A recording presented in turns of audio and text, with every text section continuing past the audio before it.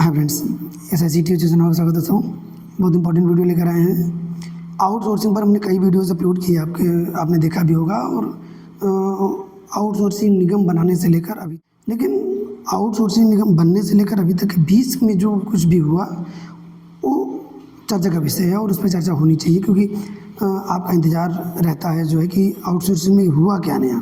तो दोस्तों, आपको बताना चाहेंगे कि आउटसोर्सिंग में जैसे भी आपको हम यहाँ पर देखिए एक न्यूज़पेपर की कटिंग दिखाएंगे। न्यूज़पेपर कटिंग के अनुसार ये है कि जो आउटसोर्सिंग बोर्ड बनना था वह बोर्ड पूरी तरीके से बन गया है और बोर्ड में मुख्य सचिव से लेकर जो भी नियुक्तियाँ होनी थी वो हो चुकी है, लेकिन जो जिले स्तर पर अभी कमेटी बननी थी वो कमेटी नहीं बन पाई है।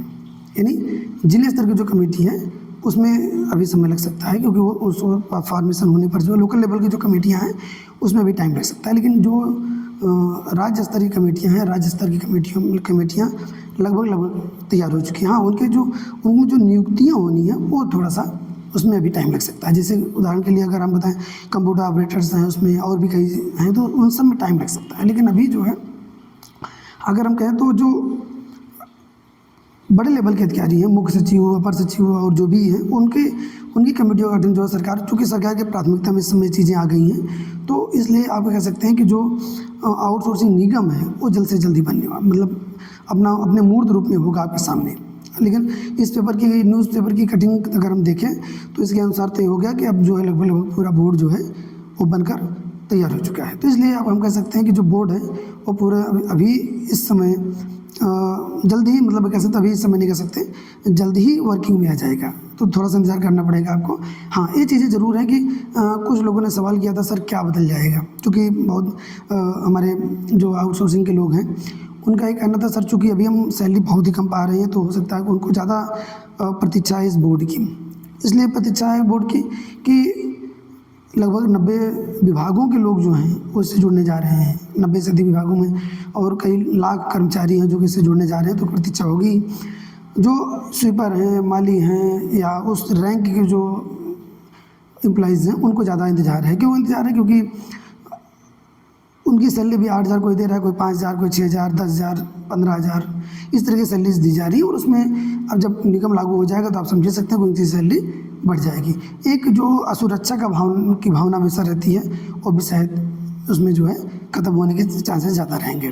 तो लेकिन फ़िलहाल के लिए ये है कि आउटसोर्सिंग निगम कि कुछ लोगों ने तो यहाँ तक कहा कि सर ये तो सब जुमला है, कुछ होगा नहीं जो है। तो सरकार जहाँ तक अभी तक आगे बढ़ी है उसमें तो हम ये कह सकते हैं कि हाँ, जुमला नहीं है, जल्द ही इसमें कुछ नया होगा। लेकिन फ़िलहाल ये है कि देखना ये होगा कि किस तरीके से जो है आउटसोर्सिंग निगम हमारा काम करता है और आउटसोर्सिंग निगम किस तरीके से बनकर जो है वो आगे बढ़ता है। लेकिन फ़िलहाल के लिए ये है कि आउटसोर्सिंग निगम की तैयारियां जोरों पर हैं, उसमें सचिव वगैरह की नियुक्ति हो चुकी है।